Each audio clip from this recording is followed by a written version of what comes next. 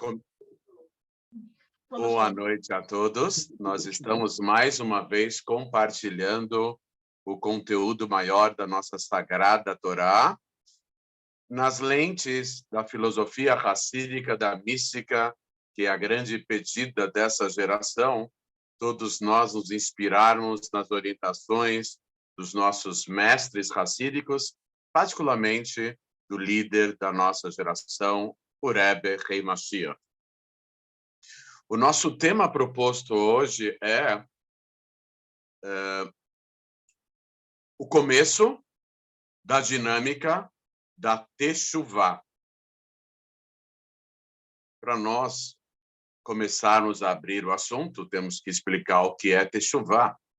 Também temos que explicar o que é o começo dessa dinâmica que existe como preparação para adentrarmos amanhã à noite no novo mês, que é o mês de Elul, o último mês do ano, preparatório para as grandes festas, Rosh Hashanah, Yom Kippur, Sukkot, etc., para uma sintonia maior com Hashem por meio do calendário judaico.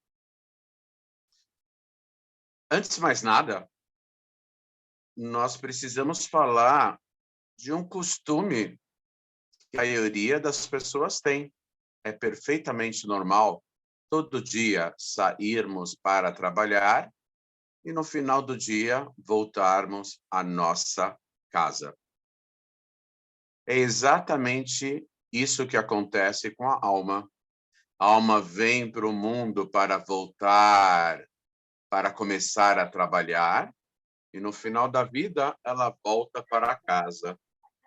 E num aspecto mais profundo, nós saímos nesse mundo físico e material, onde a presença de Deus está mais oculta, e nós viemos para cá para trabalhar, entre aspas, trabalhar o aspecto físico, elevando-o ao aspecto espiritual. E voltar para casa não significa simplesmente sair do corpo e a alma ir para os mundos espirituais. Voltar para casa significa cumprirmos com o nosso propósito maior de elevar esse mundo a um nível espiritual superior. É essa a ideia de voltarmos para casa. O exílio, que é também chamado de diáspora, é um período que começou com a destruição do templo. O segundo termo que se refere a esse período é diáspora. Diáspora vem da palavra dispersão. O começo da dinâmica do retorno a Deus, da Teshuvá, é a concentração. A concentração do pensamento, que força a memória, o raciocínio, e nós procurarmos fazer uma análise de quem realmente somos, por que viemos, para que viemos e o que viemos fazer aqui. Quando a pessoa começa a se questionar e começa a se concentrar nela própria, questionando o porquê da vida, o porquê de tudo, aí ela consegue se concentrar numa linha de raciocínio maior. Lembrando que um dos princípios básicos da filosofia judaica é Moach Shalit Alalev. O cérebro domina o coração. O melhor amigo do homem é, classicamente, é identificado como o cão, o cachorro. Mas em hebraico ele é Kelev. Kelev significa uma contração de kuló lev. Ele é todo o coração. É bom ser todo o coração? Não. Essa é a grande diferença entre o ser humano e os animais. Os animais são todo emoção, porque não há um intelecto avantajado, não há um intelecto que possa decidir o estilo de vida deles. Eles são mais ligados à natureza do corpo, à natureza espiritual da alma ligada ao corpo, à natureza física, que é uma alma mais física ligada ao corpo, e há nos animais a preponderância dos sentimentos. Os sentimentos são importantíssimos, mas quando? Quando eles são regrados, quando eles são direcionados pelo intelecto. A pessoa não deve fazer somente o bem porque ela sente agradável fazer o bem. Existem pessoas de índole ruim, de índole negativa, que não gostam, pela sua natureza, de fazer o bem ao próximo. Mesmo essa pessoa pode se superar, pode se refinar e pode passar a fazer o bem ao próximo, a beneficiá-lo. Por quê? Porque ela recorreu ao recurso básico de que o intelecto tem que se colocar, se posicionar acima das emoções, acima dos sentimentos. Ambos são importantes. Tem certas pessoas que se preocupam tanto com o intelecto que acabam esquecendo totalmente os sentimentos. Não. Quando há esse princípio básico da filosofia racídica de que o intelecto domina os sentimentos, é claro, obviamente, que tem que haver também os sentimentos. E nós devemos nos concentrar no nosso ser, na nossa pessoa, fazendo uma meditação. A meditação é uma super concentração. A meditação é uma...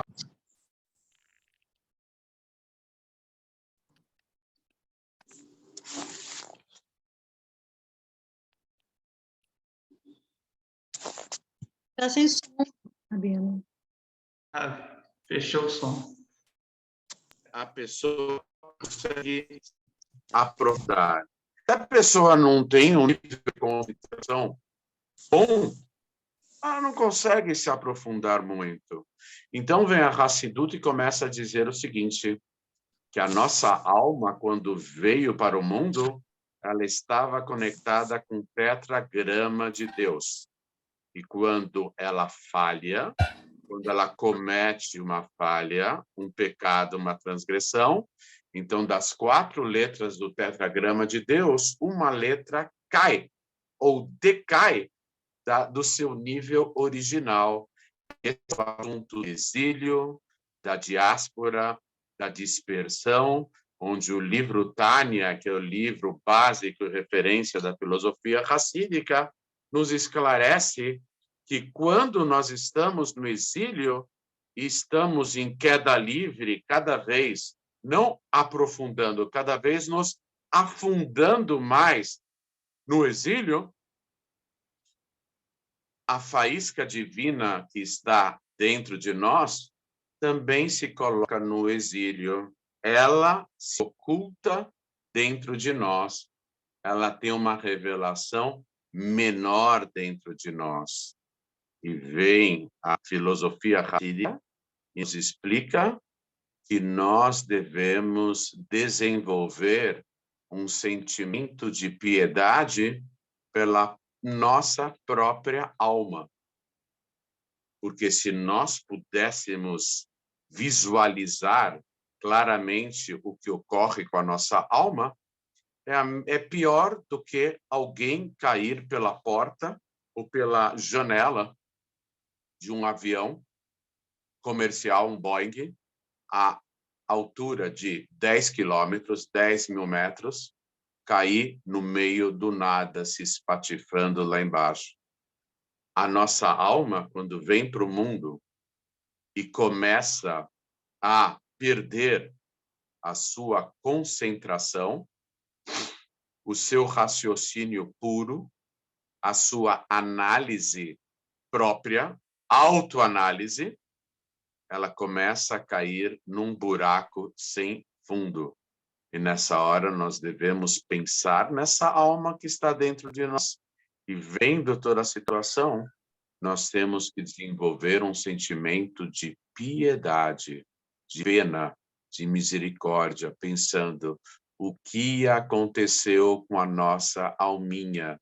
Ela estava lá em cima, ela caiu nesse buraco sem fundo chamado mundo, e ela não para de cair. O desespero é crescente, porque a pessoa cai num abismo, se ele consegue se agarrar a algum galho, alguma beirada da montanha, alguma pedra, ele ainda consegue se salvar. Mas o desespero é muito grande quando cai, e como se não fosse o suficiente, cai mais ainda, e cai mais ainda, e não para de cair.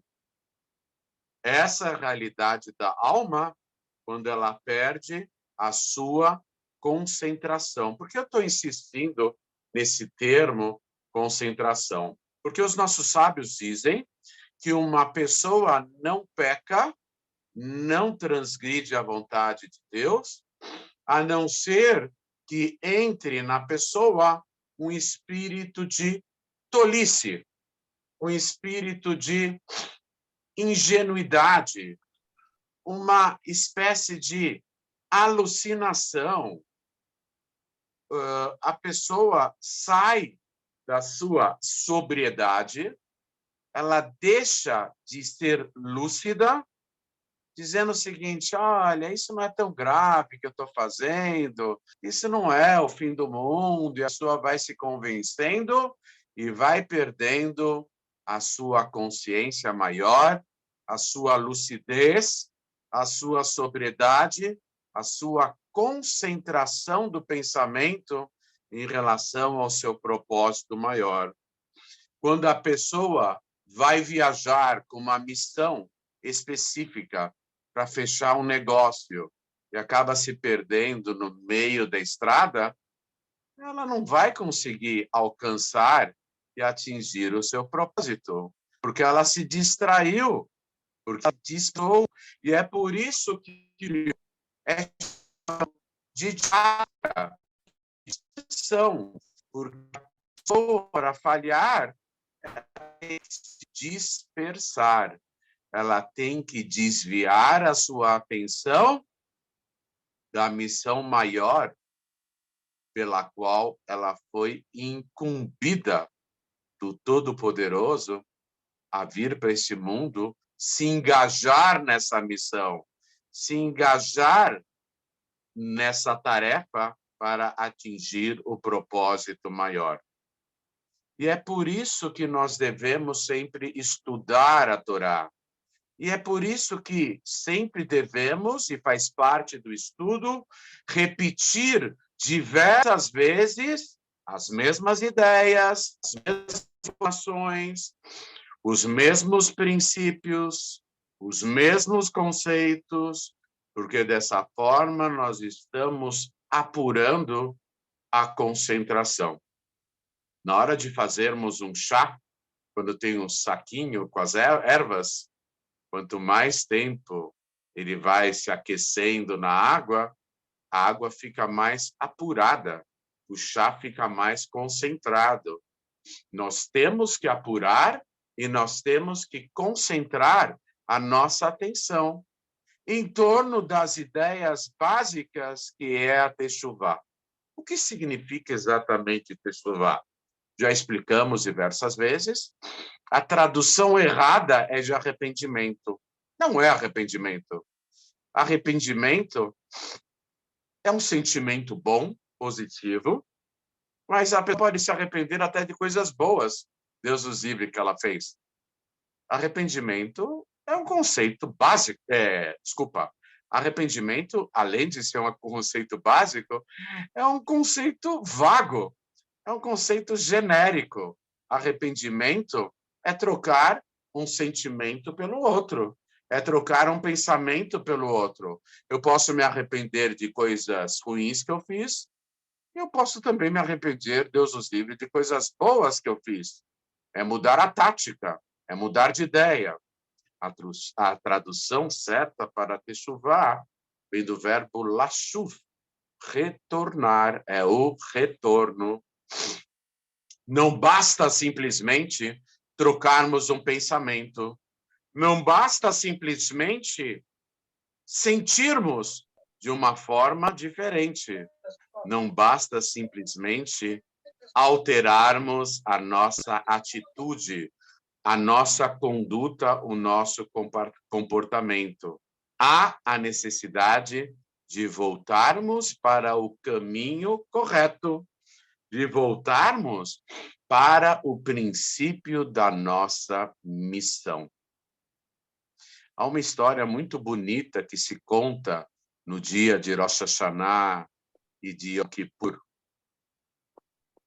de que um rei, um poderoso rei, enviou o seu filho querido para uma missão secreta em terras longínquas dentro do reinado, bem próximo à fronteira, numa distância incrivelmente grande da capital. O filho do rei, o príncipe, ele acabou, ele tinha um valor em dinheiro para gastar com a sua missão, ele acabou perdendo o seu bom senso, acabou gastando todo o dinheiro em frivolidades, em superficialidades e coisas sem importância ou valor. Os seus assessores que o acompanharam acabaram se dispersando e esse rapaz, que era o príncipe, ele acabou na sarjeta, acabou no olho da rua.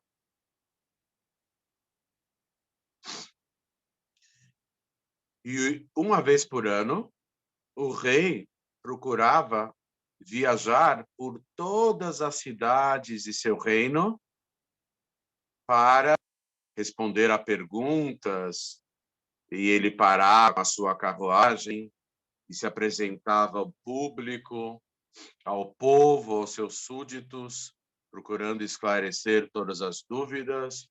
Mas quando a aldeia era muito pequena, ele não se dava o trabalho de parar.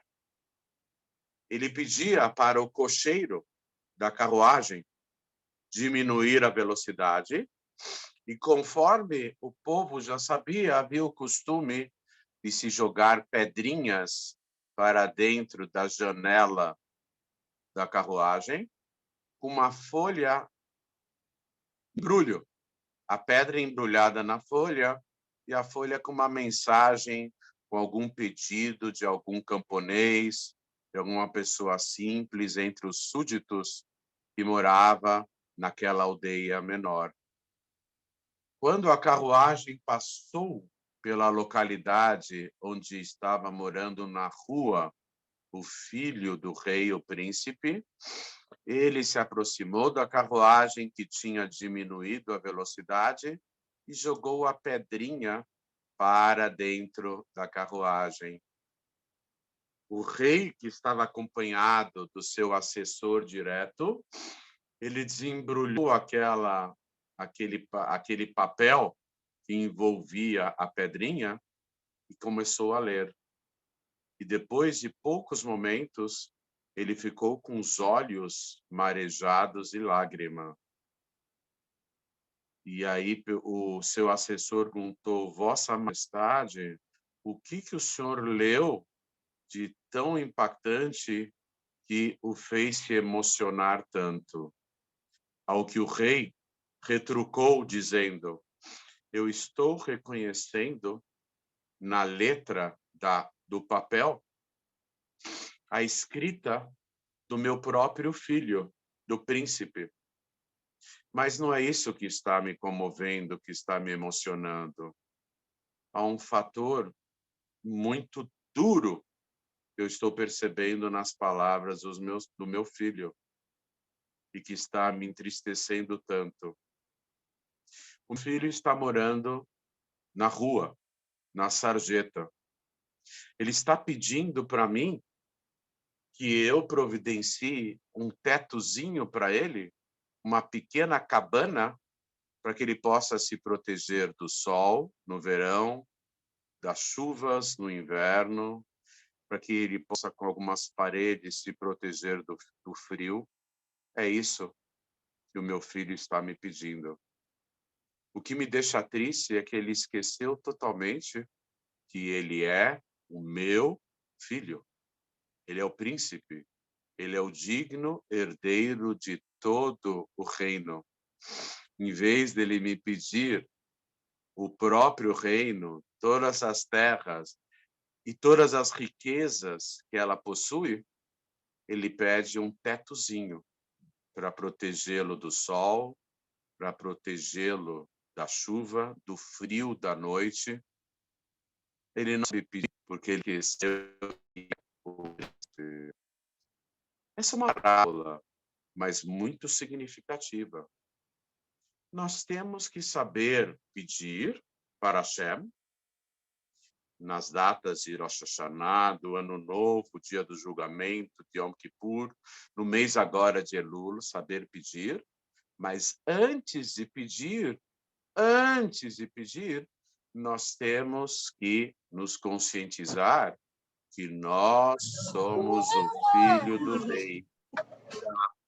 Nós, e o nosso corpo possuindo uma alma sagrada, e essa alma é proveniente das mais elevadas alturas, essa alma vem de Deus, e nós somos o filho do rei. E como filhos do rei, nós temos que saber pedir. Não podemos nos contentar em pedir pouco.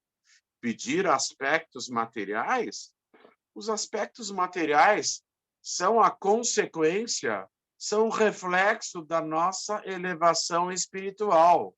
Nós temos que pedir para Deus que Ele nos auxilie a voltarmos à nossa missão maior. Assim como o filho do rei foi enviado pelo monarca para uma missão toda especial, nós, na condição de filhos de Deus, nós viemos para o mundo para uma missão maior. O problema é que a gente acaba se perdendo no meio do caminho, a gente acaba se distraindo, a gente acaba se deixando influenciar por banalidades, por aspectos vãos e fúteis da vida, e acabamos esquecendo quem somos nós. Há uma anedota, uma piada, que se conta, é uma piada, que se conta o seguinte, que haviam dois judeus que eles eram amigos. Um era religioso, cumpria a Torá, e o outro não era tão religioso assim. E o colega que não era tão próximo do judaísmo, esse outro judeu, ele gostava de jogar no cassino. O negócio dele era jogar. Aí ele chamou o amigo dele e falou o seguinte: querido amigo, vamos jogar no cassino? Ele falou: imagine, eu sou um rapaz religioso. Eu cubro a cabeça, eu tenho barba, coloco o tefilim todo dia, como kasher, guardo o Shabat. Eu vou jogar no cassino e nem combina muito aparecer por lá. O amigo dele falou: não tem problema, eu dou um jeito. Você não vai fazer nada de errado. Você não vai fazer nada de errado. Você não vai deixar de pôr o tefilim, você não vai deixar de comer kasher, você não vai deixar de guardar o Shabat, você não vai precisar descobrir a sua cabeça, você não vai cortar a sua barba, no máximo você vai enrolar um pouco a barba. Eu vou emprestar para você o meu Ferrari, a minha Ferrari vermelha. Você põe uns óculos escuros, um boné, põe uma roupa mais, como se fala, irreverente. Eu te dou o endereço e eu te encontro lá no cassino. Fechado? O amigo ficou meio assim, né? Ah, será que sim, será que não? No final, ele acabou cedendo, entrou na Ferrari vermelha, colocou o óculos escuro, o boné, uma outra roupa, tentou colocar, ele tinha uma barba comprida, tentou colocar a barba por dentro da camisa, coisa e tal, e começou a dirigir a Ferrari vermelha Na primeira esquina que ele dobrou, pum! Bateu a Ferrari e ele quebrou a perna. Ele pensou, puxa vida, bem que eu não queria ir, olha que azar. Primeira vez que eu vou no cassino e ainda eu bato a Ferrari do meu amigo, a Ferrari vermelha, na primeira esquina, ainda quebra a perna. Que azar! Todo-Poderoso, Hashem, Criador do mundo. Por que o senhor fez isso comigo? Eu não fiz nada demais, nada de errado. Aí, de repente, saiu uma voz celestial e perguntou, quem é você? É uma piada. Ele estava tão diferente que nem o Todo-Poderoso o reconheceu. É claro que a Hashem reconhece a todos. Mas, por trás dessa piada, tem uma verdade maior, uma realidade maior. E é a segunda história do príncipe que foi levado por uma missão enviado pelo pai, pelo monarca, para uma distância muito grande da capital. Ele acabou realmente se desviando totalmente, virou um mendigo, um morador de rua, e um dia bateu as saudades, ele resolveu voltar para a capital do reino e entrar no palácio. Assim que ele quis entrar no palácio, os dois guardas que cuidavam da porta, do portal, do portão do palácio, cruzaram as suas lanças com machados e não deixaram ele entrar. Ele falou, mas não estou entendendo, por que vocês não estão deixando eu entrar? Eu sou príncipe. Aí os dois guardas começaram a rir. Eles falaram, e eu sou Superman. O outro falou, e eu sou a Barbie. Eles não estão acreditando, porque o príncipe estava irreconhecível. Aí ele começou a chorar muito. Ele chorou muito, porque ele queria entrar não no palácio, ele queria entrar na casa dele. O palácio era a casa dele, onde ele morou a vida inteira. Ele chorou tão alto que o rei, do topo da torre do palácio, ouvindo o choro daquele jovem, logo reconheceu no choro a voz do seu próprio filho e rapidamente enviou ordens por meio de seus assessores para abrirem os portões e deixarem o seu filho entrar. Quando nós nos aproximamos de Hashem no dia do Rosh Hashanah, nós podemos falar A ou B ou C, usarmos esse argumento, aquele argumento, podemos dar 1 milhão de explicações, mas a verdade é que por conta das nossas falhas, nós ficamos irreconhecíveis. Está difícil comparar o nosso aspecto espiritual hoje, presentemente, com aquele aspecto que a nossa alma tinha no momento de nós nascermos, aquela pureza total, aquela luz enorme que uma criança recém-nascida tem dentro de si. Tornamo-nos irreconhecíveis. Então, é por isso que é um dos motivos que nós tocamos o shofar no dia do Rosh Hashanah, porque o shofar é um som único, de uma nota só.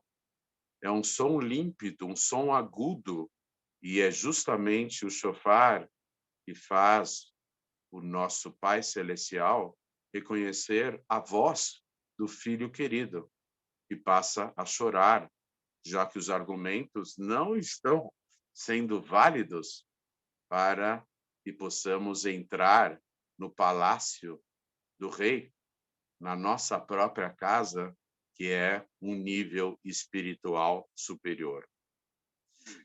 Todas essas ideias para reforçarmos o tópico básico do nosso tema, o começo da dinâmica da Teshuvá. Concentrarmos-nos na nossa identidade. Sabermos que nós somos importantíssimos para Deus. A nossa alma está acima das falhas, dos méritos e deméritos. A raiz da alma está nos mundos superiores. E nós temos que saber que temos que recuperar a nossa identidade. Quando nós sabemos exatamente quem somos, acabamos por descobrir qual é a nossa missão maior. E quando pensamos exatamente para quê, por que viemos para este mundo, por que nascemos, por que nós respiramos e vivemos, para cumprirmos com uma missão maior nesse mundo, revelarmos Deus aqui embaixo, elevarmos o mundo ao nível espiritual superior.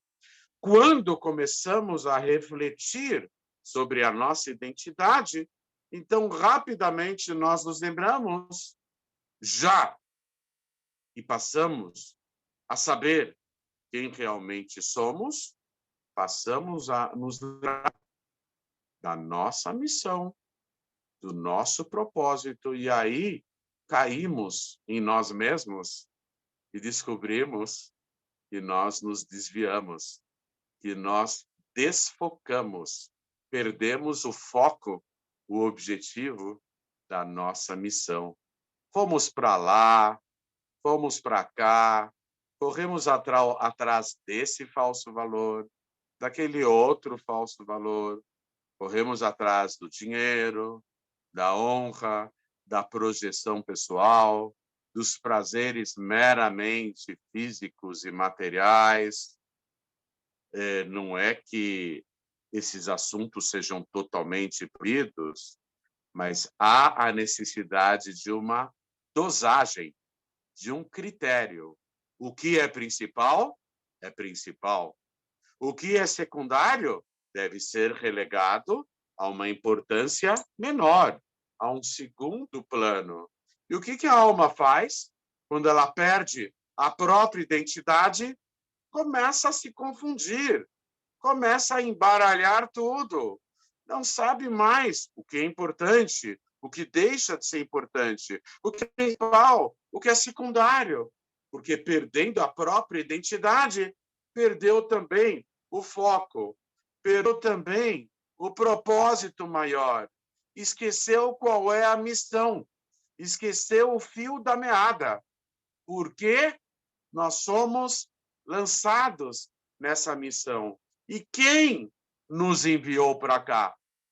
Infelizmente, no mundo físico e material, o mundo onde Hashem está oculto, as pessoas esquecem totalmente que nessa comunidade maior, nesse mundo, nessa cidadela, nessa fortaleza, tem um senhorio maior, tem um soberano maior. Há uma expectativa maior, que é a expectativa divina em relação ao desempenho.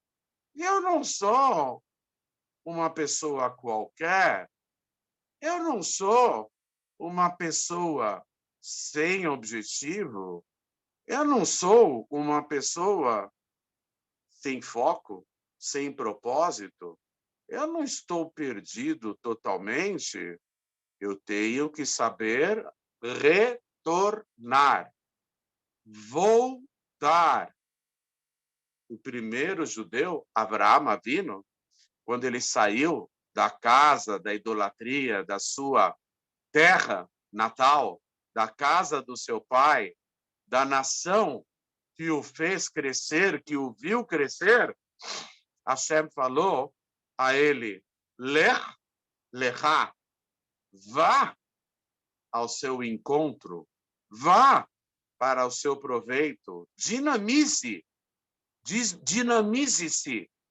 torne-se uma criatura dinâmica e não estática. Comece a se mexer. Mas qual é o primeiro passo? É você, Abraham, voltar para si mesmo, na sua direção, do eu maior que está dentro de si, que não é o eu egocêntrico, não é o ego físico e material, o ego ligado a coisas mundanas, aspectos do mundo físico e material. Muito bem, seja você mesmo significa volte-se para a sua essência maior, que é a alma que eu, Hashem falando, coloquei dentro de você. Você quer se aproximar de mim? Então comece se aproximando da minha faísca que eu coloquei dentro de você. Primeiro passo para você se aproximar de mim é você se aproximar de você mesmo, do seu aspecto principal, que não é seu corpo, que não são os valores desse mundo, é a sua alma, e valores muito mais elevados que estão ligados ao seu objetivo, ao seu propósito, ao motivo pelo qual você nasceu. Aí nós temos o começo da dinâmica da Teshuvá. Para retornarmos a Deus, primeiramente nós temos que saber quem somos nós. Nos voltarmos para nós mesmos. Uma forma imediata de acabar com uma pessoa é acabar com a consciência dela, com a memória dela e principalmente com a identidade dela. Uma pessoa sem identidade é uma pessoa desfigurada. Se a pessoa não tiver o rosto, Deus nos livre, porque foi destruído, não há como identificá-la. Se uma pessoa, por alguma enfermidade, esqueceu seu nome e está perambulando por aí, mas difícil identificá-la. Antes da pessoa interagir, ela precisa saber quem ela é. O começo da dinâmica do retorno a Deus é nos concentrarmos, o nosso pensamento preponderando sobre as nossas emoções, os nossos princípios mais caros, superando outros valores, em um processo de meditação, de autoconscientização, de respondermos a nós mesmos uma pergunta que é obrigatória diariamente, dioturnamente. Quem sou eu na realidade? O que vim fazer aqui? E para que propósito, por que eu me encontro aqui? Quando eu descubro quem eu sou, quando eu descubro a missão maior pela qual eu vim para o mundo, aí eu começo a dinâmica de uma proximidade maior de Deus.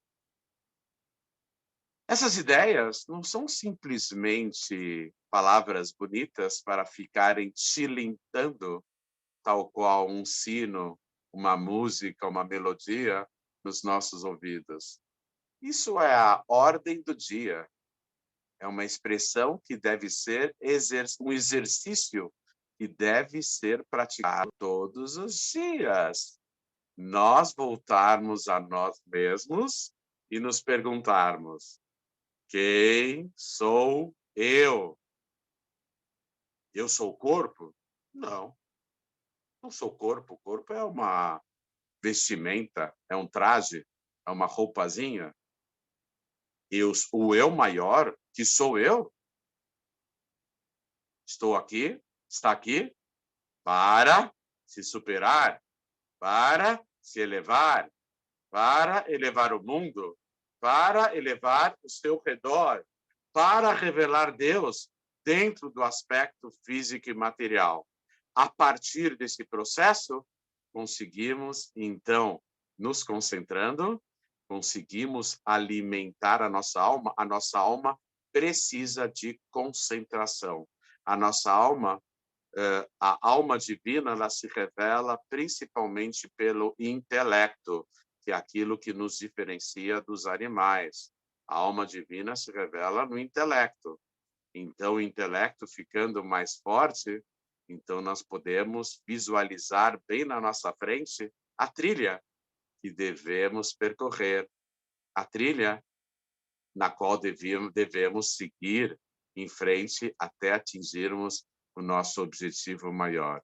E esse objetivo maior é a revelação do Mashiach, na promessa do nosso líder maior da geração, o Rebbe, candidato chapa única a se revelar como Mashiach.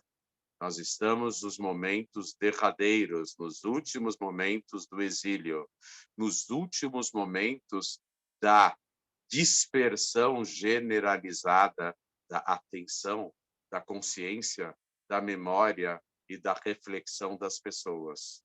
Quando Mashiach se revelar, um dos aspectos maravilhosos da redenção é que nós vamos alcançar o máximo da nossa concentração, o máximo do nosso raciocínio, o máximo da nossa identidade, o máximo do nosso processo de auto-identificação.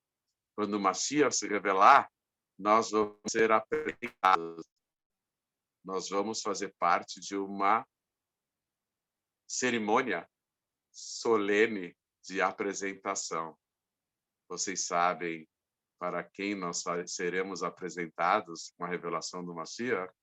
Nós vamos ser totalmente apresentados para nós mesmos.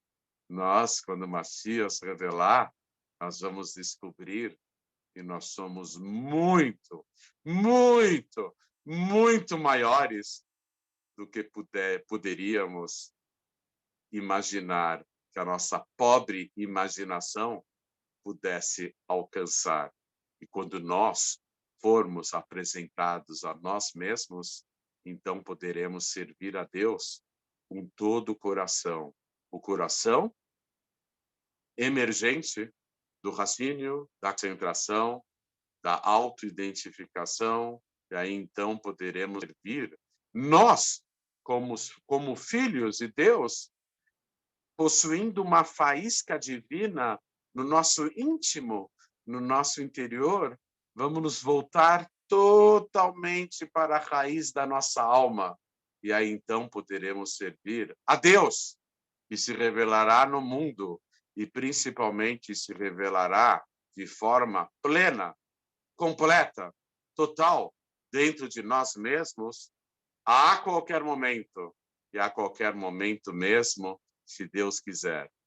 Shana Tová Umetuká, o ano bom e doce, o ano da revelação do Mashiach.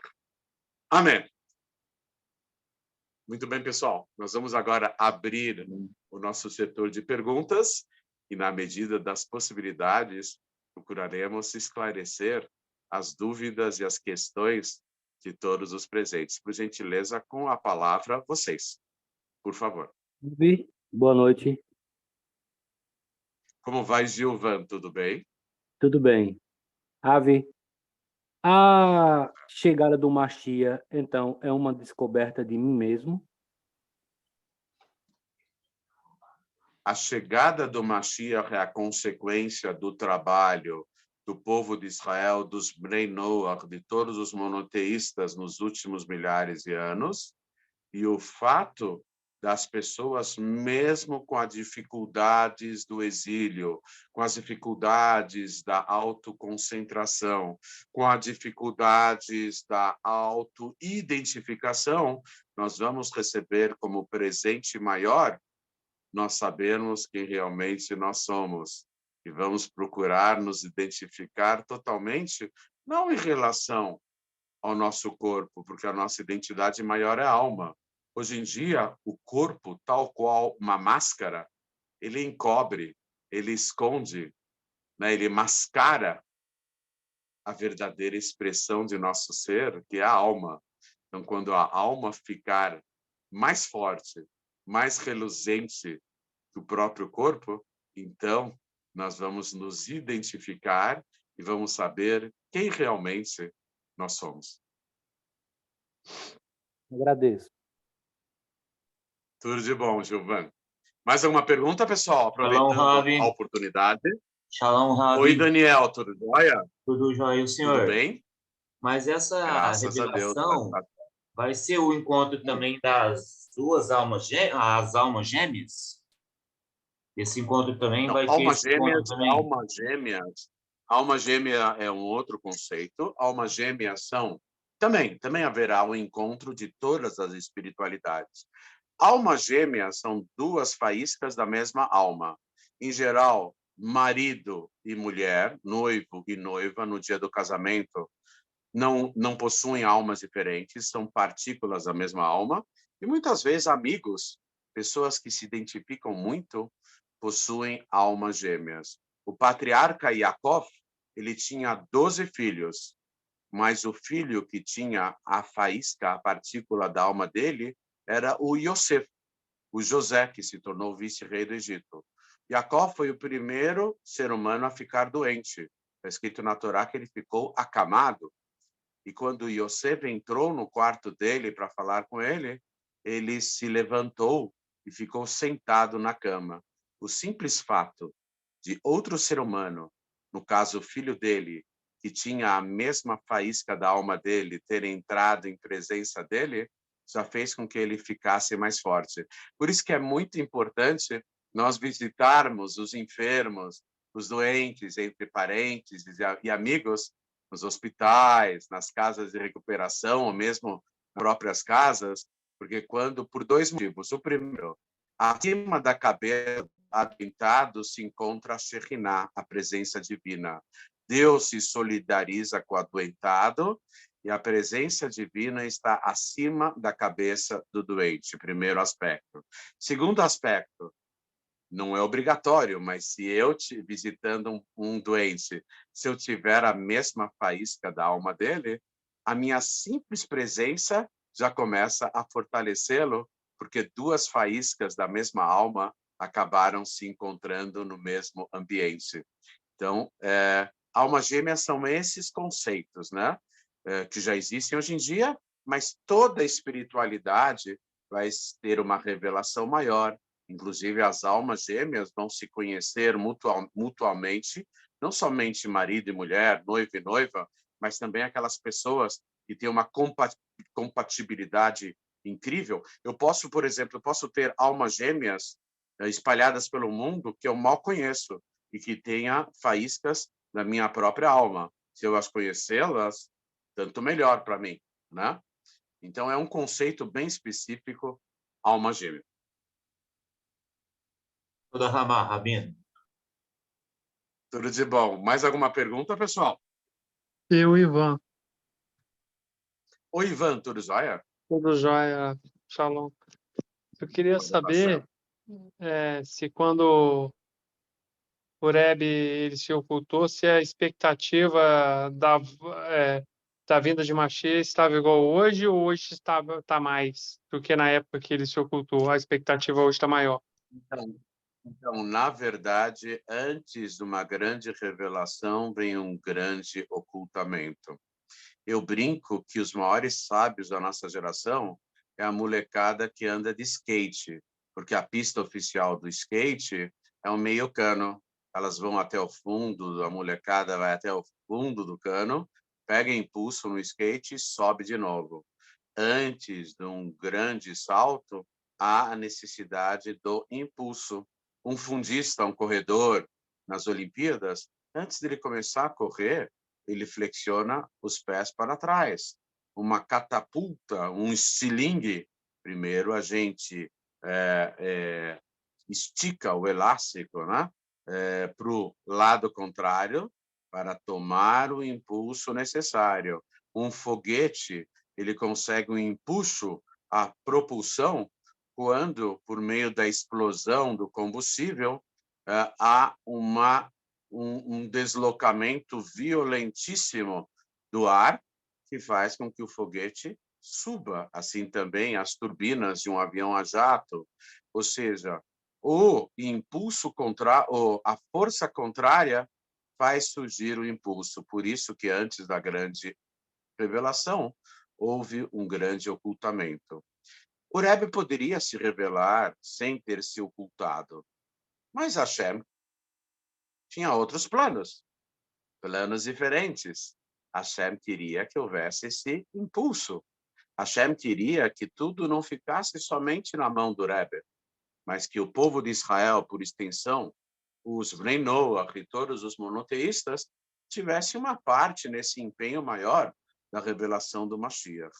Nesses anos todos, desde o ocultamento do Rebbe, É claro que houve um processo bem maior de conscientização nos 4 ventos do mundo da realidade de Mashiach, principalmente do povo de Israel. Então, o que ocorre é que, hoje em dia, há uma conscientização, uma consciência maior, mais plena da revelação do Mashiach. E muitos sinais estão cada vez mais claros de que o Mashiach está muito próximo. O fato do mundo estar totalmente às avessas, do mal estar patente nos governos de todas as nações, o mundo estando totalmente conflitivo. O Rebbe ele falou que o mundo já está preparado para a revelação do Mashiach. E com atos de bondade e solidariedade, nós vamos agilizar cada vez mais esse processo irrefreável, irreversível da Geolá, da redenção, se Deus quiser. Amém. Hoje em dia, é claro que já estamos num estágio, num degrau, num grau de proximidade bem maior do que nós estávamos anos atrás. Obrigado, Rav. Tudo de bom, Ivan? Pro senhor Mais também. alguma pergunta, pessoal? Shalom, Ravi. Oi, Wellington. Tudo jóia? Tudo jóia, Baruch Hashem, graças a Deus. E você, Ravi? Graças a Deus. Que bom. Ravi, eu gostaria de fazer uma pergunta a respeito, Por assim, favor. qual que é a garantia que temos que os nossos pecados, transgressões foram perdoados e expiados, assim, tipo, de uma forma alegórica? Qual seria o selo de garantia que temos para O poder... selo de garantia são, no Sidur, no livro de orações, nós falamos 3 vezes por dia, Baruch atah Hashem, Hanun amarbe lisloach. Bendito sejas tu, Eterno, que é piedoso e acrescenta em desculpas e perdões. Se Deus não nos perdoássemos, nós seríamos proibidos de fazer essa bênção, porque seria uma bênção em vão. Nós não podemos falar o nome de Deus em vão. Então, na verdade, o fato de nós fazermos essa bênção no Shmona Esrei, na Amidá, naquela oração que nós falamos de pé, imóveis, e silenciosamente, de forma bem concentrada, há uma bênção que nós agradecemos a Deus, o abençoamos por Ele nos perdoar. Se Ele não nos perdoássemos, estaríamos incorrendo numa proibição de dizermos uma bênção em o nome de Deus em vão. A prova que não é em vão é que Ele nos perdoa constantemente. Perfeito.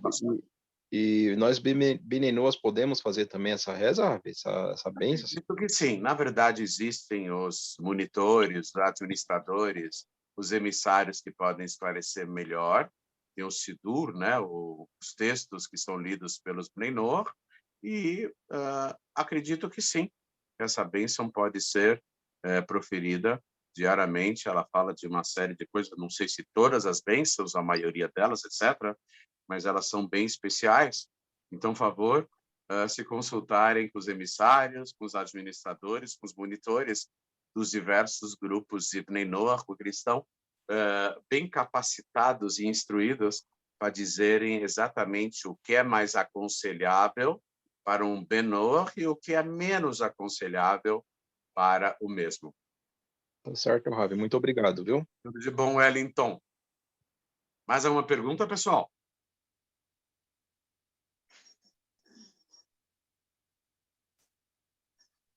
Alguém tem mais alguma pergunta?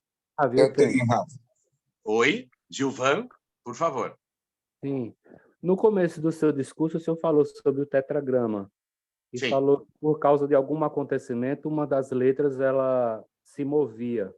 Isso Sim. era uma A questão... letra rei, ela decaiu do seu degrau, por isso Techuvá é composto de 2 palavras. Bem lembrado que eu acabei não falando sobre o resto da explicação. A palavra Techuvá, ela é composta de 2 palavrinhas. Tashuv, rei. Retornar, recolocar a letra rei no seu devido lugar, que é o brilho maior da nossa alma, que acabou caindo nas profundezas do exílio e da transgressão quando nós falhamos. Nosso trabalho é recolocar o nosso brilho maior, devolver o rei, recolocar o nosso brilho maior no seu devido nível, no seu devido patamar, no seu devido local. Por isso a palavra chuvá, tashuv, rei, devolver e fazer retornar o rei ao seu nível original. Agradeço. Tudo de bom, Gilvan. Mais alguma pergunta, pessoal? Shalom, Edson. Oi, Edna, tudo bem? Tudo jóia. Só para confirmar essa pergunta, eu fiz uma perguntinha lá no questionário. Gentileza, pode repetir? Como você disse, que para ter consciência, a missão da pessoa, né, a missão da pessoa é buscar a consciência de Hashem nela mesma, então, ver a plenitude de Deus em nós, né, essa revelação que vai ser é a revelação do próprio Criador, não é?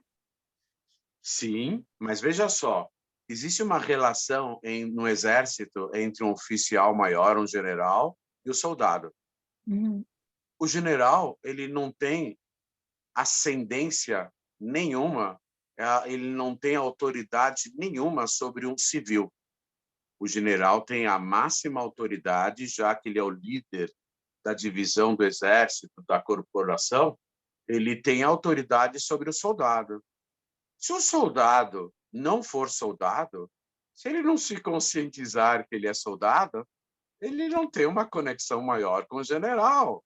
O general, ele tem a sua autoridade e a sua função de liderança em relação aos soldados, e não em relação a outras pessoas que não sejam soldados. Então, para nós termos a relação de subordinação, de vínculo, de vinculação com o nosso líder maior, que é Hashem, Deus, o nosso Criador, antes de mais nada, nós temos que nos considerar soldados. Se Deus é o general, se não formos soldados, então não temos vínculo com ele. Para que Deus seja o general e seja aceito por nós como general, antes de mais nada, nós temos que reconhecer a nossa colocação, a nossa função dentro da corporação militar, dentro do exército, que é de soldado. Quando nós descobrimos, nos conscientizamos e nos comportamos como soldado, que é o componente básico da corporação, então nós podemos reconhecer o líder maior dessa mesma corporação, que é o mundo, que é o universo, que é a existência maior de absolutamente tudo, como o nosso general, que é o Criador do universo, o Todo-Poderoso. O processo é ambivalente, o processo é simultâneo, reconhecermos-nos como soldados e, ao mesmo tempo, reconhecermos o líder da nossa existência, o líder da nossa corporação maior, Hashem, como nosso general, como nosso líder maior. Baruch Hashem. Obrigada. Tudo de bom. Essa compreensão mesmo que nós, cada um tem sua missão, né? E essa consciência de Hashem é tudo, é o principal, né? De reconhecer o nosso Criador, né? Veja só, o primeiro mandamento dos 10 mandamentos é: eu sou eterno, teu Deus. Hashem não falou eu sou eterno, ele se apresentou: oi, pessoal, como vai? Tudo bem? Deus, muito prazer. Ele não falou Deus, muito prazer. Ele falou: eu sou eterno, teu Deus. Você quer me reconhecer como o eterno? Então, você tem um compromisso em relação à segunda parte da frase. Eu não sou somente o eterno. Eu sou eterno, teu Deus. Se você não me reconhecer como teu Deus, você não tem como me reconhecer como o eterno. Para você me reconhecer como um eterno, você tem que se submeter a mim e saber que eu não sou simplesmente o eterno. Eu sou o eterno, teu Deus. A relação de pessoalidade. Isso é muito importante. Sim. Eu já falei aqui que é uma diferença entre cultura e educação. Educação é informação com compromisso, relação de pessoalidade. Cultura é informação sem compromisso, impessoal. Se a gente quer falar de Hashem, se a gente quer falar da nossa missão, se a gente quer falar da nossa identidade maior, nós temos que falar de relação pessoal e não, Deus nos livre, de impessoalidade. Compromisso pessoal, vínculo pessoal. Eu sou eterno, teu Deus. A relação de pertencer, de pessoalidade.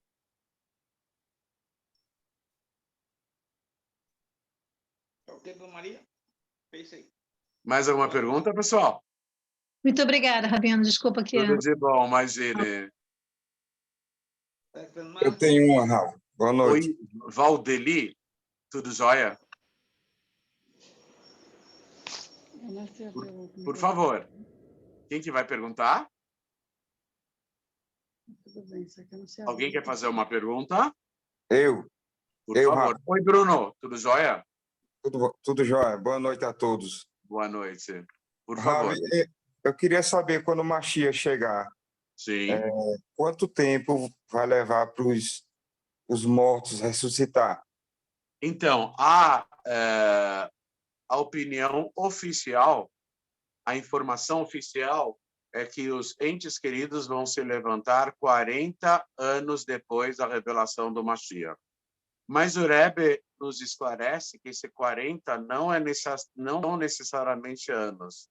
Eles podem ser meses, podem ser semanas, podem ser dias, podem ser horas, podem ser minutos, podem ser segundos, podem ser instantes, piscares de olhos.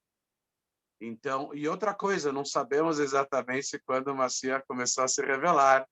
Pode ser que ele já começou a se revelar na hora que o Rebbe falou, humildes, chegou o momento da vossa redenção. Pode ser que o Mashiach já começou a se revelar no passado e que já estamos atingindo o último período da revelação do Mashiach, que vai ser a plena revelação do Mashiach, a total revelação do Mashiach. Então, o Maimônides, ele põe um ponto final a todas as especulações, nos transmitindo a regra geral em relação à redenção. Que os assuntos todos previstos que ocorrerão, as etapas, as fases que ocorrerão na redenção, nós só saberemos claramente no momento de começarem a ocorrer, no momento de começarem a acontecer proximamente, se Deus quiser. Amém. Obrigado, Raul. Tudo de bom, Bruno. Mais alguma pergunta? Por favor. Eu de novo, Rav. Fala, Ivan. Eu quero saber, assim, se, bem dentro dessa pergunta que ele falou aí, que se pode vir antes do ano 7000. Não, isso é certeza absoluta. O Rebbe falou claramente que essa é a última geração. Isso foi uma profecia. O Rebbe falou que isso é uma profecia, que tem já um profeta na nossa geração. O Rebbe estava sutilmente se referindo a si mesmo, e que a profecia é que essa é a última geração do exílio e a primeira geração da redenção. Então, não podemos esperar até o ano 7000. Isso vai ocorrer agora, nessa geração aí. As pessoas se perguntam, quanto é uma geração? Existem várias opiniões. Uma das ideias que uma geração são 40 anos. O Rebbe falou da redenção, que chegou o momento da redenção, há 31, 32 anos atrás, ou seja, estourando no máximo mais 8 anos. Isso vai ocorrer ainda antes do final dessa geração, porque tem que ser dentro dessa geração. A última geração do exílio e a primeira geração da redenção. Amém. Amém. Obrigado, Rav. Tudo de bom, Ivan. Mais alguma pergunta, pessoal? Eu estou vendo que o pessoal está bem interessado sobre o Mashiach. Certíssimo. Vocês estão cobertos de razão, porque quanto mais próximos de Mashiach nós estamos, mais esse assunto procura nos envolver de todos os lados, em todos os aspectos. Mais uma pergunta, pessoal? Eu. Por favor, Joediva, tudo jóia com você? Tudo jóia, Rav. Baruch Hashem. Que bom, que bom. Por favor. Rav, o senhor fez uma afirmação há pouco, é só uma curiosidade. Por favor. É o que nos disse os judeus, Sim. os Bnei Noach e Sim. todos os monoteístas. Sim. Aí a pergunta é, além dos judeus e dos Bnei Noach, tem outros monoteístas? Na verdade, eu quis diferenciar entre os Bnei Noach, que cumprem com as 7 leis conscientemente, voluntariamente, e aquelas pessoas muito éticas, muito morais, e que não são bobas para se deixarem levar pela idolatria, e que acreditam, tem muitos seres humanos que acreditam em Deus, eles são agnósticos, não acreditam em nenhuma religião, mas eles têm Deus no coração deles, e eles acreditam no único Deus. Então, eu me refiro aos monoteístas, aqueles Bnei Noach que agem como Bnei Noach, mas não sabem exatamente que são Bnei Noach também. Então, os monoteístas, outros também são Bnei Noach, mas eles agem de forma inconsciente e não de forma voluntária, conscientemente. Eles cumprem com as leis de Bnei Noach, mas não com o mesmo nível de consciência e engajamento que vocês têm. E uma outra pergunta, agora sobre o Mashiach. Sim. O senhor disse que 7, 8 anos, no máximo, para o Mashiach chegar. Estourando, então, vai chegar muito antes disso. Então, a gente não precisa ficar preocupada com essa famigerada agenda 2030 que todo mundo fala, né? Mashiach vem antes e acaba com a agenda. Não, tudo isso aqui tem um ditado em Yiddish que fala o seguinte: "Die Menschen trachten und Gott lacht." As pessoas maquinam, ficam pensando essa ideia, aquela ideia, e Deus lá em cima fica sorrindo, fica rindo, porque ele sabe que a trajetória dos acontecimentos não é exatamente igual e de conformidade àquilo que as pessoas planejam, né? Então, na verdade, as pessoas são muito egocêntricas. Elas acham que podem dominar o futuro. Podem coisíssima nenhuma. Elas planejam, fazem isso, fazem aquilo, mas existe uma série, um universo de valores e de acontecimentos que mudam totalmente o cenário. E Mashiach vai fazer isso, ele vai mudar totalmente o cenário da história da civilização humana. Amém. Amém, Rav. Muito obrigada. Tudo de bom, Joediva. Para o senhor Mais também. Pergunta? Obrigado, amém. Moshe Rabbeinu ficou... O Jonas está perguntando, Moshe Rabbeinu está observando, Moshe Rabbeinu ficou 40 dias oculto 3 vezes no cume do Monte Sinai, mas ele ficou 40 anos fora do Egito. Ele se tornou um foragido do faraó com 40 anos, foi para fora do Egito, ele voltou com 80. Ou seja, Deus anunciou que haveria a redenção do Egito, e depois deu tudo errado, aparentemente. Moshe foi embora, ele voltou com carga total. Tem uma pergunta aqui por escrito, não consegui ler toda a pergunta. A pessoa quer fazer a pergunta sonoricamente, falando? Eu não consegui ler toda a pergunta por escrito. Eu gostaria de fazer uma pergunta, Ravi. Eu não sei se tem alguém... Por favor, Malu, tudo jóia? Tudo bem com você? Agora, obrigada por nos transmitir paz. Tá tão bom. Ravi, e com os mortos, né? Eles vão retornar às suas vidas, eles irão lembrar, tipo, meu pai se foi, a minha bisa, meus avós. Totalmente. Eles vão voltar a ser exatamente como eles eram, eu diria com uma consciência maior. Porque quando a pessoa nasce, ela esquece quem ela era do outro lado, antes de nascer. Só que as pessoas, quando voltarem, vão se lembrar, vão assumir totalmente as suas personalidades com uma vantagem. E já vão ter uma consciência maior e recuperaram indo para o outro lado. Então, vão ter uma consciência maior de tudo, né? Não errando mais, né? Fazendo a coisa Não, certa. não. À medida que Hashem extirpar o espírito de impureza e a morte do mundo, tudo que é mal e tudo que é negativo simplesmente desaparecerá. O anjo do mal e os seus zilhões de anjos subalternos vão simplesmente desaparecer, porque já vão ter cumprido com a sua missão maior de preservar o livre-arbítrio, de contrastarem-se com o bem, e terminando a missão deles, eles simplesmente vão desaparecer. O mal do mundo vai desaparecer por completo. Amém, amém, que assim seja. Amém. Boa noite, Rabino. Tá me ouvindo?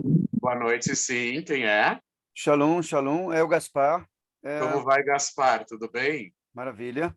Eu escrevi aqui no chat. O primeiro Gaspar. Quem que era o primeiro Gaspar? Ele era judeu, o primeiro Gaspar. Ah, é? É interessante, legal. Muito bom saber. Rabino, eu picotou um pouquinho na hora que o senhor estava comentando, mas o senhor disse que alguém fez uma pergunta com relação à vinda tão esperada de Mashiach, e o senhor comentou que a expectativa é de máximo aí 8 anos. Eu entendi errado ou é isso mesmo? Essa geração vai terminar. Uma geração significa 40 anos. A única geração do povo de Israel chamada de geração foi a geração do deserto. E a travessia do deserto foi de 40 anos. Então, no máximo dos máximos, né? Porque o Rebbe falou categoricamente, taxativamente, que nós somos a última geração do exílio e a primeira geração da redenção. O Rebbe não falou que são 2 gerações. Ele falou que é a mesma geração. Ele falou que a mesma geração é a última do exílio e a mesma geração é a primeira da redenção. Então, não estou falando em outras gerações. O Rebbe tá deixando bem claro que é a mesma geração. Aí você pergunta, o que é a mesma geração? É a maioria das pessoas que estavam vivas na hora que o Rebbe falou isso. E ainda estão vivas. Meu Deus, sério? Olha, maravilha. Agora, right now, eu sempre escrevo nas minhas mensagens, Mashiach, right now. Mashiach, agora mesmo. Baruch Hashem. Baruch Hashem. Obrigado. Baruch Hashem. Eu posso fazer outra pergunta, Rabi? Por favor. Boa noite, Rabino. Daniel. Deixa eu te perguntar para o senhor. Por exemplo, por que quando o Rebbe foi considerado assim um Mashiach, por que não Moisés? Por que não o outro? Quando ele foi escolhido? O Mashiach tem que ser o líder maior da própria geração onde ele haverá de se revelar. O Rebbe lançou a campanha do Rambam, do Maimônides, e nos últimos capítulos do Maimônides há os critérios de identificação do Mashiach. Mashiach não pode ser qualquer pessoa. Mashiach tem os critérios de identificação. E o Rebbe foi preenchendo cada um desses critérios. E chegou o momento que o Rebbe não era uma pessoa só de palavras. Falar, blá, blá, blá, blá, blá, blá, blá, blá, blá. Não. O Rebbe foi e é uma pessoa de atitudes. O Rebbe conseguiu a façanha de transformar o mundo judaico, de transformar o mundo num lugar mais significativo, onde valores éticos e morais que vêm da Torá estejam presentes na humanidade. O Rebbe transformou a cara, a face do mundo. E esse aspecto é chamado pelo Maimônides de uma guerra divina, uma revolução de Deus, que não se luta com armas convencionais, mas se luta com recursos para transformar o mundo em um lugar melhor. O Rebbe reavivou o judaísmo do mundo inteiro. O Rebbe trouxe uma mensagem maior que fez com que a humanidade fosse mais sensível em relação à espiritualidade. O povo de Israel sempre influenciou os outros povos ou de forma direta ou de forma indireta, e o Rebbe teve a grande missão de modificar o aspecto espiritual do mundo inteiro com a sua plena orientação e com a atuação dos seus milhares e milhares de emissários presentes no mundo inteiro. Tudo de bom, né, Daniel? Boa noite, Rabino. Oi, Ricardo. Shalom, aqui é o Ricardo. Tudo jóia? Tranquilo, Rabino. Só uma pergunta. Referente à ressurreição dos entes queridos, o senhor disse que eles virão com a memória que tiveram na Terra, isso daí sem problema nenhum. Sim. Agora, a dúvida que eu tenho é, suponhamos que os entes queridos, né, obviamente que vai acontecer, mas será que eles também terão as lembranças que eles tiveram no Gan Eden? Também, teria uma consciência maior. Vou contar mais uma curiosidade incrível. As pessoas que sofreram, que passaram desse mundo com doenças graves, com acidentes, etc., elas vão, de início, vão voltar. Existe uma ideia assim, que vão voltar com os problemas que elas foram embora. E Deus vai curá-las. Ou seja, além de elas terem retornado, terem ressuscitado, elas ainda vão ressuscitar com os problemas que as levaram embora e elas vão ser curadas aqui no mundo físico a olhos vistos na presença de todos. Então Deus vai fazer um milagre dentro do outro milagre.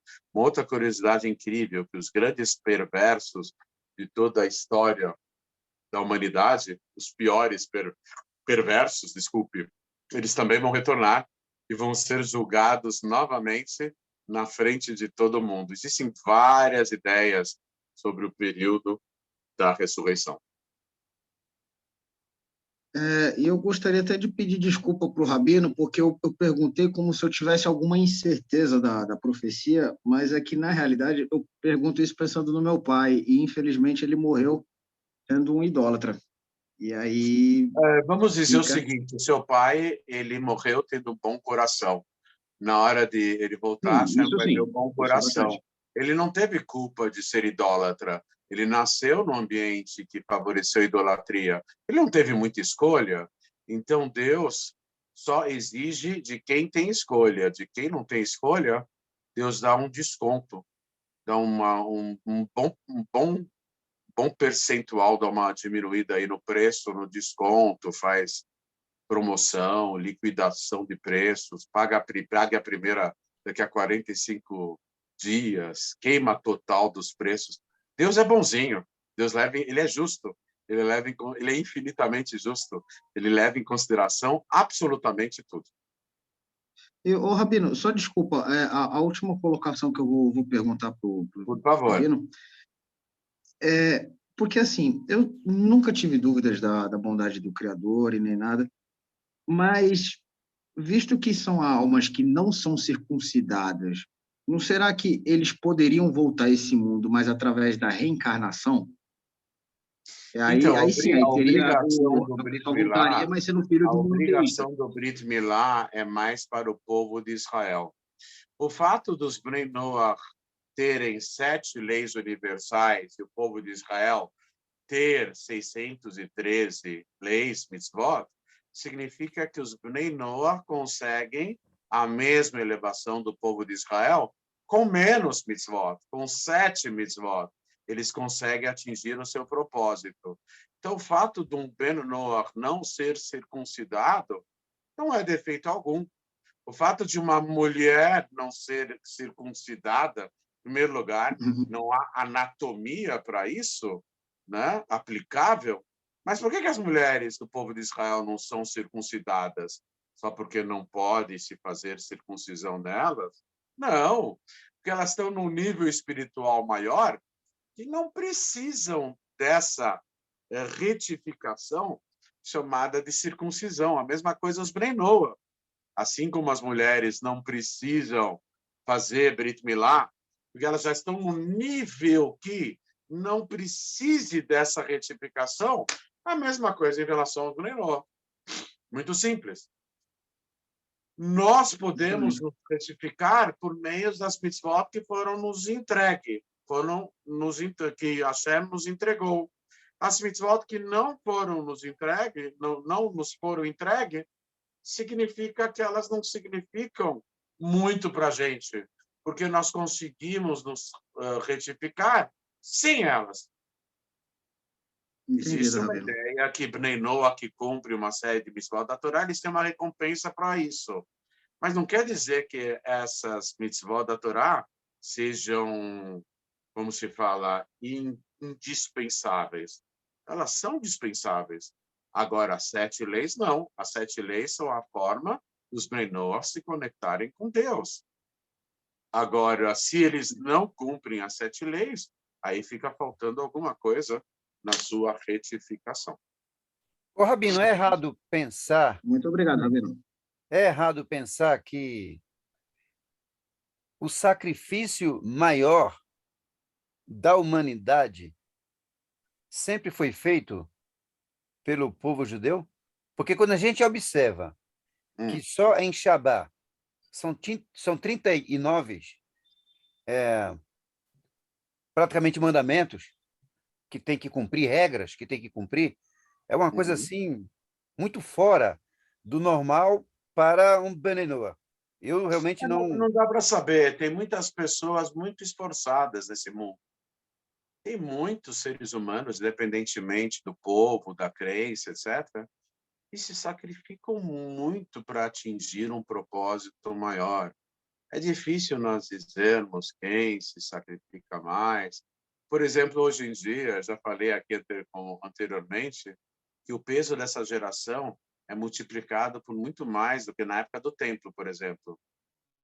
Hoje em dia, quando a gente está comendo um sorvete, um bolo, deixarmos a última fatia, ou a gente está comendo uma coisa gostosa e a gente vê que entrou no ambiente outra pessoa, em vez de acabarmos com todo o salgadinho, com todo o sanduíche, ou com o sorvete, o chocolate, deixarmos um pedacinho para outra pessoa, nessa geração pode ser um sacrifício muito maior do que há 2000 anos atrás ser queimado vivo numa fogueira, deixar o último pedacinho do chocolate. Porque nós somos mais fraquinhos espiritualmente. Então Deus, ele mensura, ele mede, ele avalia o sacrifício de acordo com o nível espiritual de cada geração. Então hoje em dia deixar um pedacinho de chocolate a pessoa está comendo pode ser um sacrifício tão grande para ela, né? Pode ser. É um sacrifício tão grande para ela que pode ser maior do que qualquer coisa. Nós não estamos aqui para avaliar o que é mais, o que é menos. Nós devemos fazer a nossa parte e Deus realmente conhece o coração de cada um e sabe o quanto a pessoa se dedicou. O que nós podemos falar claramente é que uma pessoa esforçada tem um valor muito maior do que uma pessoa capacitada ou do que uma pessoa muito inteligente. A pessoa mais esforçada, ela tem um valor maior do que qualquer outro predicado que um ser humano possa ter. Entendi.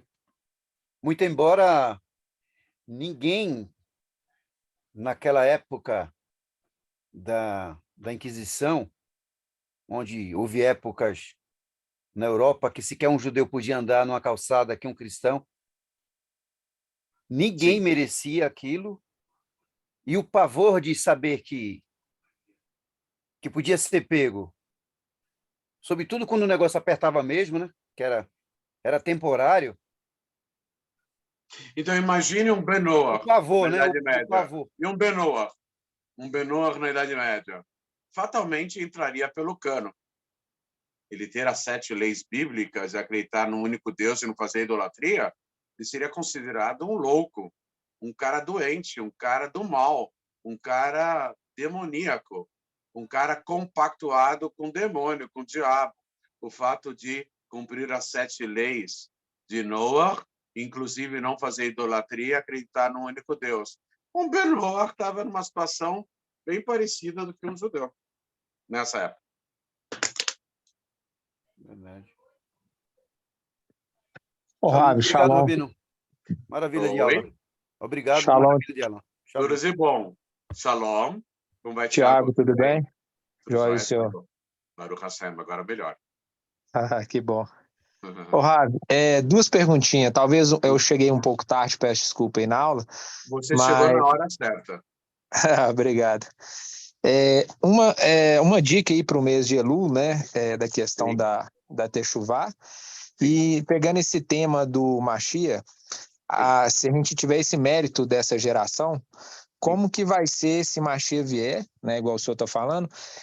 Quem tiver nessa geração vai ter que passar pela questão da morte física ou não?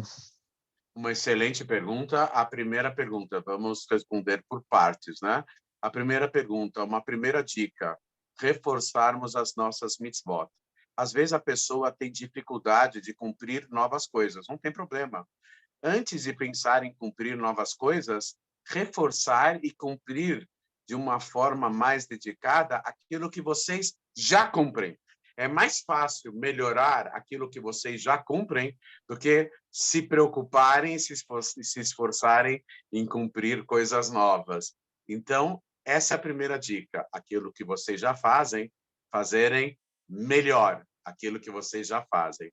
A segunda dica, o Rebbe ele fala claramente que todos que presenciarem a vinda do Mashiach já terão automaticamente vida eterna.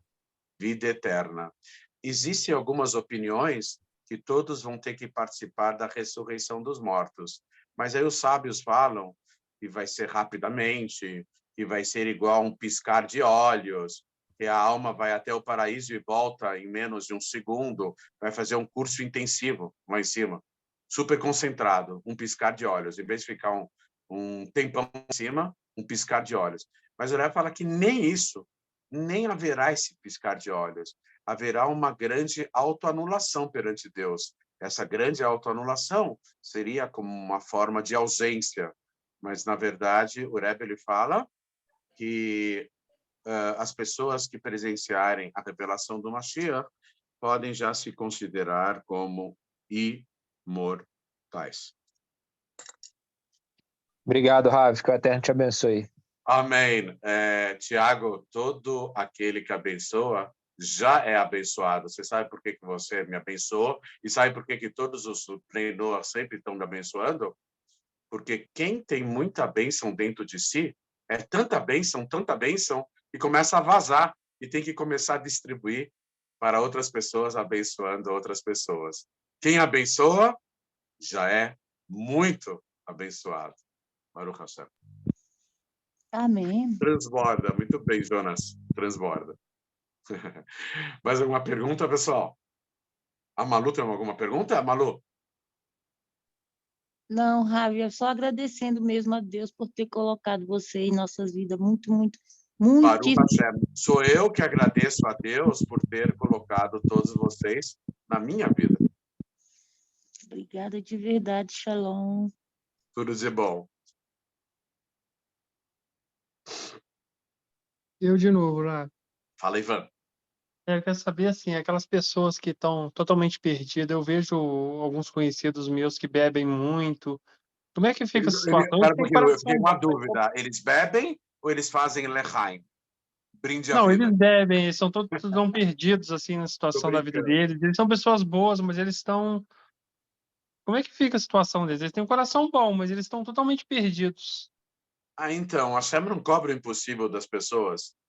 Em geral, as pessoas conseguem ser um pouco melhores do que elas realmente são. Mas tem pessoas que não conseguem ser muito melhores. Elas conseguem ser um pouco melhores. E a expectativa divina não está em sermos totalmente melhores, mas a expectativa divina está em conseguirmos ser aquilo que nós fomos projetados e programados para ser. Tinha um grande líder racídico, que era o Reb Zushe de Anipol, um dos irmãos sagrados, irmão do Rabi Elimelech de Ligés, que eram dois alunos do Magi de Mesrit, do sucessor do Baal Shem Tov, colegas do primeiro Rebbe de Lubavitch. Reb Zushe, ele era muito humilde, ele se referia a si só na terceira pessoa. Ele falava o seguinte: quando depois dos 120 anos no mundo da verdade, o Reb Zusha chegar lá em cima, ele estava se referindo a si mesmo, não vão perguntar para o Reb Zusha: Reb Zusha, por que você não foi igual o Moshe Rabbeinu? Reb Zusha, por que você não foi igual o David Amelech, o rei Davi? Não. Eles vão perguntar: Reb Zusha, por que você não foi Reb Zusha? Por que você não foi o Reb Zusha que estava programado para ser? Então, cada um tem que desempenhar o seu papel sendo ele próprio, usando as suas forças, o seu potencial, a sua capacidade para ser aquela pessoa que Deus planejou, programou, projetou para vir a esse mundo e desempenhar um papel específico. Então, nós não temos que ser igual a fulano, cicrano e beltrano. Nós temos que desempenhar o nosso papel a contento. Nós devemos ser nós mesmos, aquilo que Deus planejou para nós. Obrigado, Rav. Tudo de bom, Ivan? A Edna Maria está com a mão levantada. Tem um tempão Por já. favor, Edna Maria. Quer perguntar, por favor? Oi? Ô, Ravi, quanto a Edna não pergunta, eu vi que tem uma pergunta da Keila no chat aqui, posso ler para o senhor? Por favor, Keila. Ela escreveu assim: Shalom, Rabino, tem uma pergunta. Eu quero morar fora e me converter ao judaísmo, mas minha família não aceita de forma alguma. Portanto, resolvi que é melhor sair de casa dos meus pais. Nesse caso, estou fazendo certo na desobediência da minha família? Então tem que ir com calma, né? É muito fácil jogar tudo para o ar, virar a mesa e falar: eu estou certo, eles estão errados. Não é bem assim. Tem que ir com calma, coisa e tal. Tem que ficar numa boa. Tem a mitzvah de honrar o pai, honrar a mãe. Tem que dar o exemplo. Não pode simplesmente pensar que eles podem ser contra as suas ideias, mas você tem que administrar a situação. Radicalismo é fácil. Só teve uma única pessoa em toda a história que foi autorizada por Deus para ser radical, que era Pinchas, filho de Elazar e neto de Aaron a Cohen. E mesmo assim, ele estava avisando bem, coisa e tal. É muito fácil a gente querer resolver tudo de forma radical, mas a gente queima etapas e muitas vezes, sem perceber, nós somos, como se fala, nós não somos compreensíveis, nós somos incompreensíveis com aquelas pessoas que se esmeraram bastante para nos criar, para nos fazer crescer, para nos prover tudo aquilo que fosse necessário para chegarmos até onde chegamos. Tem que ir com calma, conversando bastante, esclarecendo. Você pode tomar uma série de atitudes, mas tem que pensar 10 vezes antes de tomar uma atitude radical, né? Conversar bastante. Mesmo que você queira sair de casa, você não pode sair de casa como alguém que se rebelou contra os pais. Não. Você tem que sair de casa abençoada pelos seus pais. Ou seja, você conversar tanto com eles e ser tão dócil e tão amável e tão compreensível, de forma que eles, se não entenderem de jeito nenhum, aí tem que fazer suavemente, talvez com um pretexto, com uma desculpa, de procurar um emprego melhor, de procurar... tem algum meio, mas não vale a pena deixar papai e mamãe triste. Quando a gente deixa papai e mamãe triste, a gente acaba deixando o Todo-Poderoso triste. Quando a gente deixa papai e mamãe alegres, tendo razão ou não tendo razão, então a gente deixa Hashem também alegre. A regra é o seguinte: tudo aquilo que nós fazemos, sempre existe uma outra forma mais sutil, mais tranquila, mais pacífica de se fazer a mesma coisa. Ô, Rabino, até porque ser um Benei Noah é bem diferente do que se converter ao judaísmo por conta da própria... do próprio segmento aí de cumprir todas as mitzvot, correto? Claro, claro. Veja só, existe uma distância enorme entre se interessar pelo judaísmo, querer o judaísmo e se converter de fato ao judaísmo. O movimento Bnei Noach tem um número de milhares de pessoas aqui no Brasil. Existe um movimento maior ainda de uma identidade questionável, etc., que são os Bnei Anosim. E existe um movimento maior ainda de curiosos, de pessoas que querem se converter ao judaísmo, mas que na prática não conseguem, não pelas dificuldades, porque talvez não tiveram a determinação adequada para vencerem barreiras, né? E tem muita gente que quer se converter ao judaísmo, mas não sabe exatamente o que é o judaísmo. É claro que existem convertidos e candidatos sinceros, mas estatisticamente são a minoria. A maioria é movido mais por outros motivos, curiosidade, etc, etc. Realmente, queira Deus que a Keila consiga realmente alcançar os seus objetivos.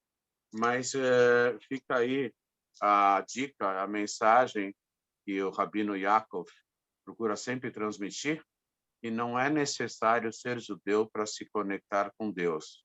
Está escrito que Deus criou o homem à sua imagem e à sua semelhança. Não está escrito que Deus criou o judeu, o muçulmano, o cristão, o budista, o hinduísta.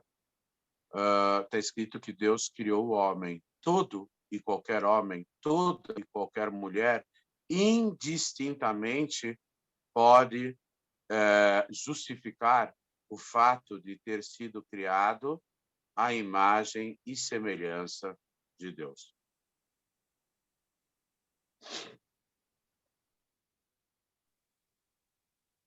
Mais uma pergunta, pessoal?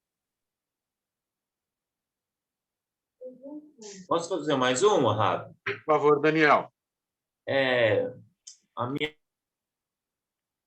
Oi, não estou te ouvindo. De novo, acho que você... A minha esposa está querendo perguntar para onde que vai os idólatras? Todos os idólatras. Para onde vão os idólatras? E qual que é o fim deles? O fim deles é se transformarem em monoteístas. Certo? Você tem duas formas de acabar com os idólatras. Um, eles entrando pelo cano, que eu não acho que é o caso, e outro, acabando com a idolatria. Se o idólatra vira um monoteísta, acabou, é o idólatra menos. Então, o fim de todos os idólatras é se transformarem em monoteístas. Mas falta tão pouco tempo, conforme o senhor mesmo comentou, que a vinda de Mashiach será nessa geração. Sim. Então, o que acontecimento poderia estar... Né? A revelação do Mashiach. A própria revelação do Mashiach fará com que bilhões de pessoas mudem de ideia em um minuto, em um segundo, em um instante. Entendi. Quanto tempo precisa para se mudar de ideia? Um grande impacto faz a pessoa mudar de ideia instantaneamente. Então, quando o Mashiach vir, haverá transformação ainda das pessoas. Não que ele chegou e está consumado. Com certeza. Isso aconteceu a mesma coisa na saída do Egito. Milhões de pessoas atravessaram o mar e não eram judeus, mas eles, diante das revelações de Deus, eles mudaram rapidinho de time. Nossa, a aula tão boa que dá vontade de ficar falando a noite toda. Olha, Deus abençoe. Amém, a todos nós. Alguém levantou a mão? Quem é? Edna Maria? Pode falar. Oi? Você não está conseguindo transmitir? Oi, Rava. Oi, Edna Maria, tudo bem? Tudo bem. Rava, está me escutando? Eu estou te escutando, sim. Apesar de eu ser ligeiramente surdo, eu estou te escutando, sim. Não, Rava, é um prazer falar com o senhor. Acontece que deu um negócio aqui no meu celular, estou lutando, não estou vendo mais nada aqui. Mas não tem problema, mas eu estou te escutando. Tá bem, obrigada. Rava, a minha pergunta é sobre o meu neto. Sim. É um menino de 14 anos. Sim. Não é sobre Mashiach, não, hoje. Ele teve um tempo que ele queria tanto ir para a sinagoga do Rava, que eu já fui várias vezes com meu esposo. E meu neto queria ir, e eu não consegui levar ele, não tinha vaga no carro do amigo emissário nosso aqui da Baixada, né? Aí eu fiquei de levar depois, e ele estava tão animado, rezando e tudo. Agora ele fez 14 anos. Ele mudou todinho, quer furar a orelha, pobrinho, porque diz que o amiguinho... E ele é um menino muito bom, obediente. Ele disse, vó, eu não vou pôr tatuagem, mas eu quero tanto pôr brinco. Eu quero um conselho do senhor, Rafa. Como é que eu faço para ele mudar de ideia? Então, o principal não é bater de frente, não é combater as novas tendências dele, é ter a oportunidade dele ser influenciado positivamente, fazendo com que ele frequente ambientes bons e positivos, tá? Se furar a orelha, acho que depois, se não usar brinco, coisa e tal, acho que a orelha... Eu não sou muito entendido do assunto, acho que depois o furo... não tem proibição do menor furar a orelha, que eu saiba, não. Eu sei, são modismos, coisa e tal, da atualidade, etc, etc, mas eu quero dizer que a melhor forma de combater más influências é começar a proporcionar boas influências. Faz um esforcinho maior. Da próxima vez que ele for para uma reunião, no carro e não tiver vaga, eu sei que não é muito permitido pela lei, coisa e tal, mas faz ele sentar no colo, ok? Aí ele vai junto também, mesmo sem ter lugar no banco. Boa ideia, Rafa. Muito obrigada, mas eu estou muito preocupada, mas eu conversei com ele. Eu digo, vira uma ave de Natal. Põe brinco na orelha, põe no pé, põe no... Aí ele ficou assim, ai, vô, mas é tão bonito. É uma fase. É só uma fase. Vamos pensar positivo. É uma fase. Tá? Obrigado, Rafa, obrigado. Eu conversei bastante com ele e ele vai mudar de ideia, porque meu filho venceu, não conseguiu pôr tatuagem, porque nós lutamos, eu e meu marido, e hoje é o filho dele que está querendo furar a orelha. Continua conversando, continua dando muito carinho e amor, tá? Você, na condição de avó, de vez em quando pode fazer. As mães judias, elas fazem uma chantagenzinha emocional, né? Dá uma choradinha, coisa e tal, não sei o quê. Dá bastante coisa gostosa para ele comer e acolhimento. Acolhimento. Quando ele precisa de acolhimento, se ele se sentir totalmente acolhido, ele sempre estará debaixo das suas asas protetoras. Ai, Rafa, é o choro que está faltando. Vai ser o chorinho da vovó. Muito obrigada, Rafa. Tudo bom. O senhor. O prazer é nosso. Muita saúde, que Deus abençoe o senhor. Amém para todos nós. Amém. Amém. Isso. Muito bem, pessoal. Faltam 10 minutinhos para as 10 horas, 13 minutos. Vamos dar uma encerrada por aqui. E nós vamos desejar a todos, e todos nós, inclusive eu, sejamos instrumentos que possam captar a irradiação infinita de Deus. Amém. Shana Tová U'Metuká, um ano bom e doce para todos nós, o ano da revelação do Mashiach. Amém. Uma boa noite e até mais, pessoal. Amém.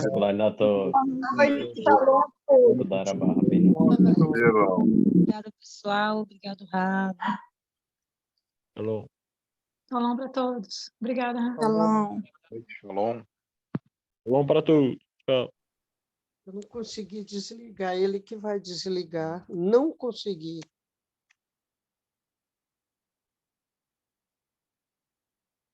Não sei que